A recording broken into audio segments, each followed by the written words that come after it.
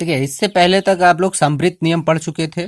ठीक है, समवृत्त नियम में आपने चारों संक्रियाओं के लिए चेक कर लिया था परिमेय संख्याएं उन चारों संक्रियाओं के लिए समवृत्त हैं कि नहीं है। मतलब आपने योग के लिए चेक कर लिया था, व्यवकलन यानी अंतर के लिए, घटाने के लिए चेक कर लिया था, और गुणा और भाग के लिए चेक कर लिया था। ठीक, अब आज हम जो दूसरा नियम पढ़ेंगे वो पढ़ेंगे क्रम विनिमय नियम। ठीक है, ये सारे नियम आप लोग कक्षा 7 में या 6 में क्या कहते हैं प्राकृतिक संख्याओं या पूर्ण संख्याओं के लिए आप पढ़ चुके होंगे। ठीक, तो बिल्कुल वही सारे नियम है, बस यहाँ पे आप प्राकृतिक या पूर्ण संख्याओं के जगह पे हमें हमारे पास क्या है, परमेय संख्याएं हैं। तो परमेय संख्याओं का क्रम विनिमय नियम हमें देखना है। तो ये हमें देखना है सबसे पहले कि क्या परमेय संख्याएं योग के लिए क्रम विनिमय होती हैं कि नहीं, या आप ये कह लीजिए कि हमें ये चेक करना है कि क्या परमेय संख्याएं योग के क्रम विनिमय नियम का पालन करती हैं। तो उसके लिए आप क्या करेंगे भाई, तो आप मान लीजिए कोई दो परमेय संख्याएं हैं ए और दूसरी परमेय संख्या मान लीजिए बी। तो क्या भाई ए और बी को जोड़ दिया, तो देखिए अब योग के क्रम विनिमय नियम का पालन तभी करेंगी परमेय संख्याएं जब ए और बी का योगफल बराबर हो बी और ए के योगफल, मतलब इनका क्रम परिवर्तित तो हो जाए तब भी इनके मान में कोई प्रभाव ना पड़े।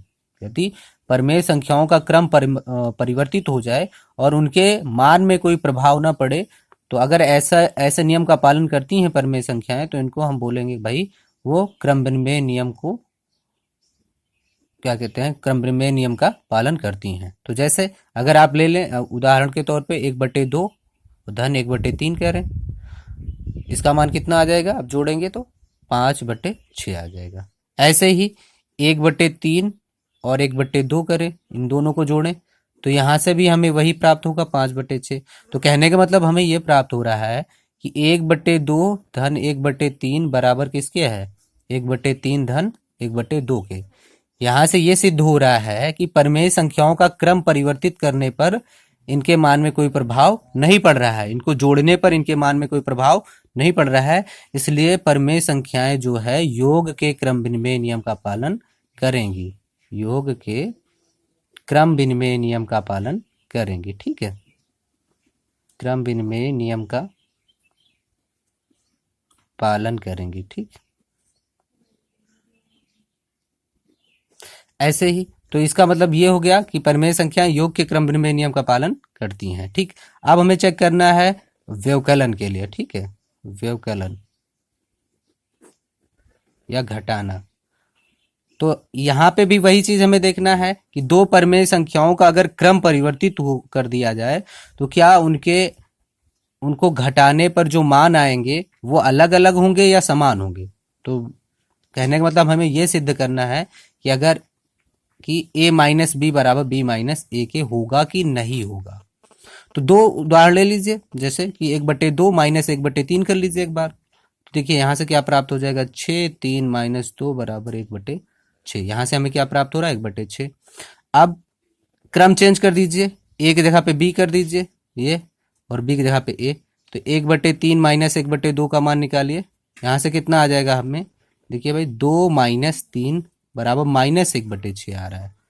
तो देखिए मान अलग अलग आ रहा है ना, तो यहां से आप देखिए क्या हो रहा है, a minus B B minus A के बराबर नहीं है। तो कहने का मतलब आप इसे ऐसे लिख सकते हैं, a minus B not equal to B minus ए।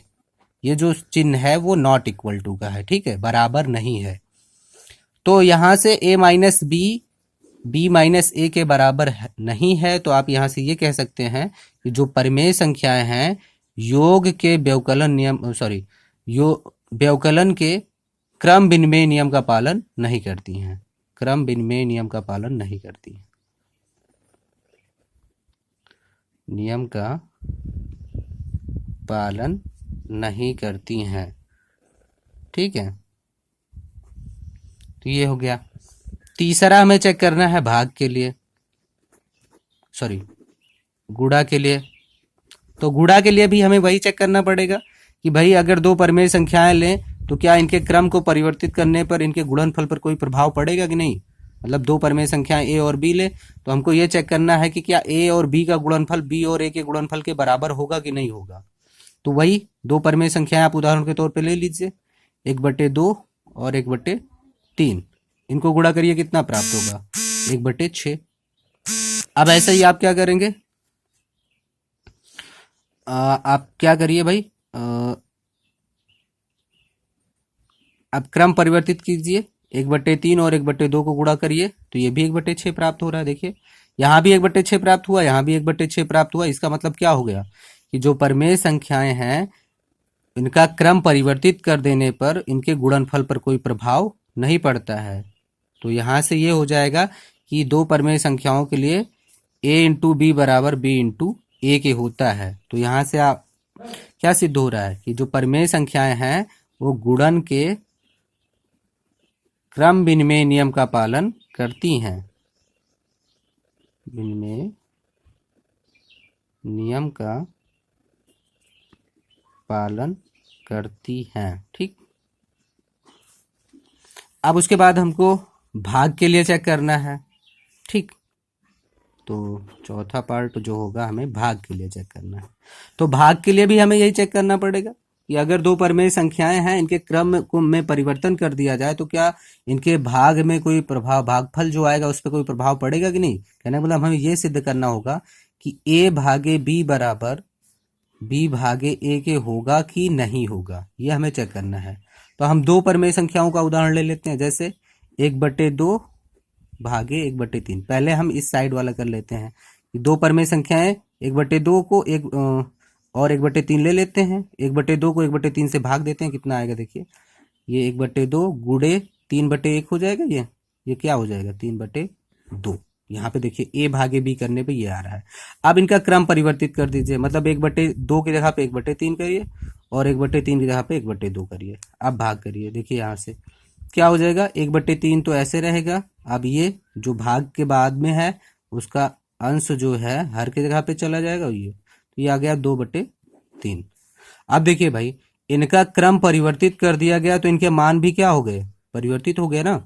तो यहां से आप ये कह सकते हैं कि a भागे b बराबर b भागे a के नहीं है, या a divided by b not is equal to b divided by a के। ये देखिए नॉट इक्वल टू का साइन लगा है। तो यहां से क्या हो जाएगा कि जो ये परमेय संख्याएं हैं भाग के क्रम विनिमय नियम का पालन नहीं करती हैं, भाग के क्रम विनिमय नियम का पालन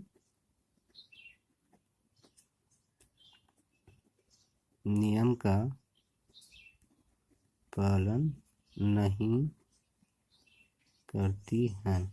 ठीक, तो ये हो गया। तो आपके दो नियम आप लोग पढ़ चुके, पूरा संवृत नियम पढ़ चुके। ठीक है, आज आपने क्रम विनिमय पढ़ लिया। ठीक है, अभी एक और बचा हुआ है साहचर्य।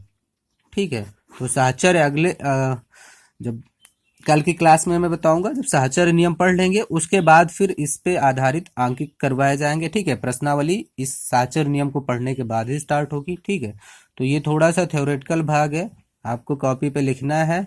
ठीक है, लिखने के लिए ये चीज़ मैं अभी आपको दे दूंगा और इसको आप कॉपी में लिख लेंगे। ठीक है, इससे पहले के दो नियम आप समृद्ध वाले जो है जब मैंने व्हाइट बोर्ड पर पढ़ाया था तो आप उसको वहीं से लिख लीजिएगा। ठीक है, जोड़ और घटाने का। ठीक, बाकी चीज़ें यहाँ पे हैं वो आप यहाँ से लिख लीजिए। ठीक, चलिए अगले वीडियो में हम आपको साहचर्य नियम पढ़ाएंगे, उसके बाद फिर प्रश्नावली स्टार्ट की जाएगी। ठीक।